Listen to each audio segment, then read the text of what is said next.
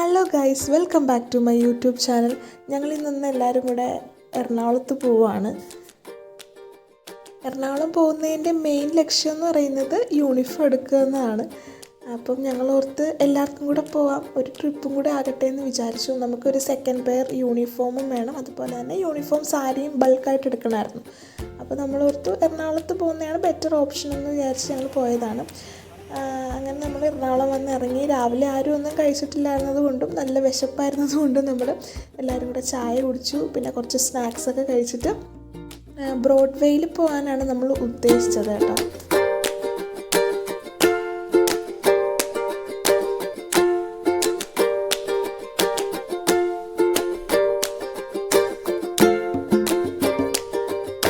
അപ്പം ഞങ്ങളുടെ കൂട്ടത്തിലുള്ള റോസ് ആദ്യമായിട്ടാണ് മെട്രോയിൽ കയറാനായിട്ട് പോകുന്നതെന്ന് പറഞ്ഞു. അപ്പം ഞങ്ങൾ ആദ്യം ഒന്ന് ഞെട്ടി, അങ്ങനെ വരാൻ വഴിയില്ലല്ലോ. പക്ഷെ എന്നാലും റോസ് പറഞ്ഞു, അയ്യോ സത്യമായിട്ട് ഞാൻ ആദ്യമായിട്ടാണ് മെട്രോയിൽ കയറാൻ പോകുന്നത്. അപ്പോൾ അതിൻ്റെ ഭയങ്കര ത്രില്ലിങ്ങും കാര്യങ്ങളൊക്കെ റോസിനുണ്ടായിരുന്നു.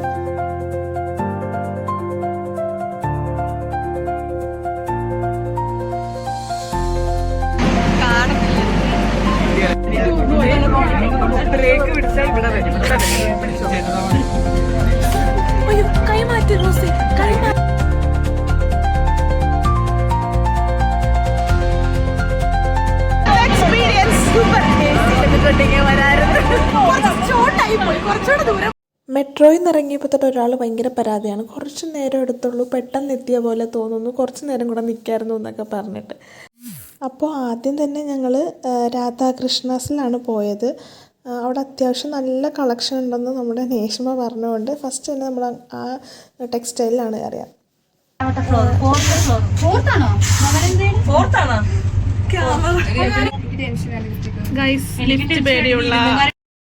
നമുക്ക് സെക്കൻഡ് പെയർ യൂണിഫോമിന് എക്സാക്റ്റ് യൂണിഫോം തുണി തന്നെ വേണമായിരുന്നു കോട്ട് സെറ്റ് തയ്ക്കാൻ. അപ്പോൾ നമുക്ക് അവിടെ അത്ര അങ്ങോട്ട് ഇഷ്ടപ്പെട്ടില്ല. അങ്ങനെ നമ്മൾ അവിടെ തന്നെ യൂണിഫോം സാരി കൂടെ വേണമെന്നുള്ളതുകൊണ്ട് നമ്മൾ യൂണിഫോം സാരി നോക്കാനാണ്. അവിടെ അത്യാവശ്യം നല്ല കളക്ഷൻ ഉണ്ടായിരുന്നു കേട്ടോ.